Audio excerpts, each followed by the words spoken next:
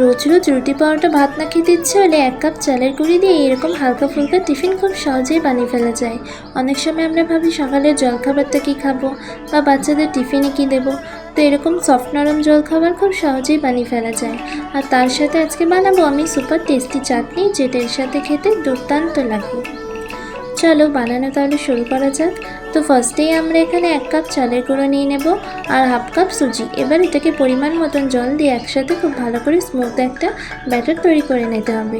এবার সুজি যেহেতু আছে, এটাকে কিছুক্ষণের জন্য রেস্টে রেখে দিলাম। এটা রেস্টে থাকতে থাকতে আমরা এখানে চাটনিটা রেডি করে নেব। তো চাটনি বানাতে আমরা নেব নারকেল কোড়া। আপনারা নারকেলের কুচিও নিতে পারেন, আমি নারকেল কোড়া নিয়ে নিয়েছি যাতে পেস্টটা ভালো হয়। 5-6 চামচ নারকেল কোড়া নিয়ে নিলাম, রোস্টেড ছোলা আর নিয়ে নিলাম ধনেপাতা কুচি ও 6-7টা লঙ্কা। নুন নিয়ে নিলাম স্বাদ মতন আর একটা লেবুর হাফ অংশটা কেটে তার রসটা খুব ভালো করে চিপে নেব। তো আমি একটা পেস্ট এখানে তৈরি করে নিলাম। তো দেখতেই পাচ্ছ স্মুথ একটা পেস্ট আমরা এখানে তৈরি করে নিয়েছি। এবার ওই ব্যাটারটার জন্য তৈরি করব একটা তড়কা। সেটার জন্য লাগছে তেল, 1 চামচ কালো সর্ষে, 1 চামচ ছোলার ডাল, 1 চামচ বিউলির ডাল। এটা ফোটার পর সবার শেষে আমরা দেব ক্যারি পাতা।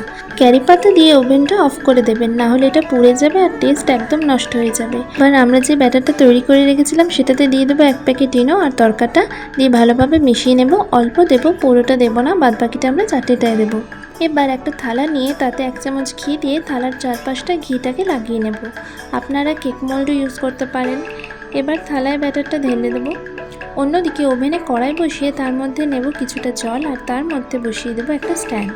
এবার ঢাকা দিয়ে জলটাকে ফুটিয়ে নেব। জলটা ফুটলে স্ট্যান্ডের উপরেই থালাটা বসিয়ে দেবো, দিয়ে ঢাকা দিয়ে দেবো। 7 থেকে 8 মিনিট রান্না করে নেব।